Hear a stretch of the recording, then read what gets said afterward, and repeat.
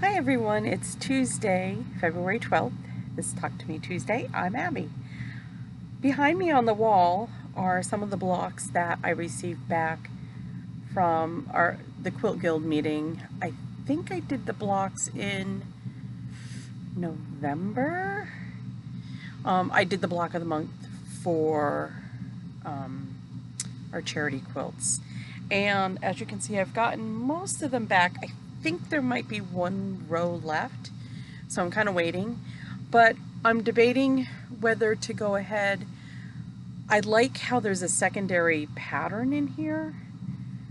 So I'm either going to put 4 blocks together with sashing or just do the whole thing together and then put wider sashing around it.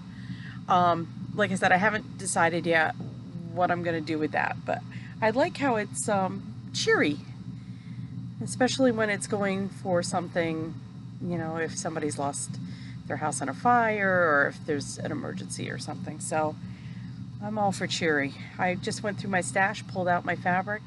I used my new quilt. I think it was the Churn Dash, but I had changed the blocks and this is what it is. I don't know the real name of the pattern. I haven't searched it. I'm sure it's out there because inevitably, if somebody's done the Churn Dash, they've played with the colors and the stuff, and that's what you came up with. The other thing I did was last night I finished putting the binding on one of the t-shirt quilts.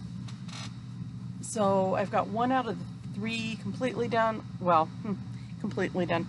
I still have to bury some threads, but I just did the binding right on the machine.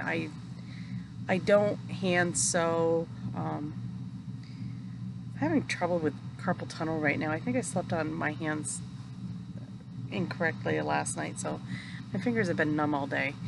But I love how it came out, and I really think my friend Tammy's going to like it too. After I did that, I needed a little break, so I did some more Dear Jane blocks, and I'm trying to really focus on focused fabrics and doing things like that. These were applique ones.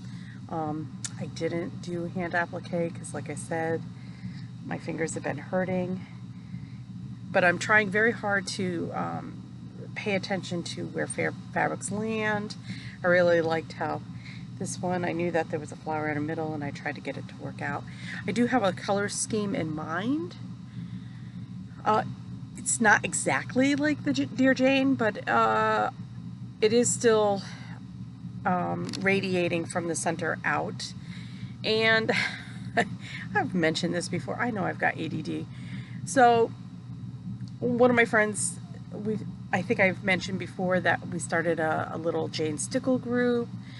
We're all working on Dear Jane blocks, and my friend, she's done the first row, and I've done blocks here, there, wherever. So I love how it's going. I just thought of something I wanted to show you. I'm going to pause you for a second so I can show you.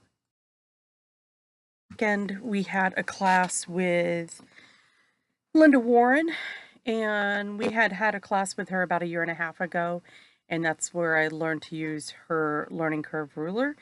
So the class we had this past weekend was called Turbulence, and it wasn't using any fancy rulers or anything. It's really an illusion. So this is the block I made. And I was so excited because I pulled everything from my stash, and I love the block and everything, but you know what the most amazing thing about the whole class was? She told us about this free app that you can get for your phones.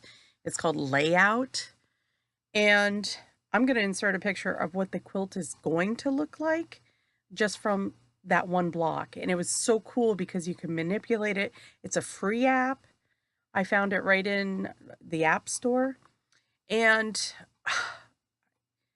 it's so cool because you can see what the quilt's going to look like. You can change the block. You could put more than one block. And I think it's just for photos, but it works for quilting. So I will insert that picture here. starting to snow. I'm hoping to have a delay of school tomorrow. If so, I'll gonna sew some more tonight and maybe get some hours in tomorrow. And I hope everybody else has a crafty week because I hope I am gonna have one. Happy Valentine's Day, and we'll see you next week. Bye.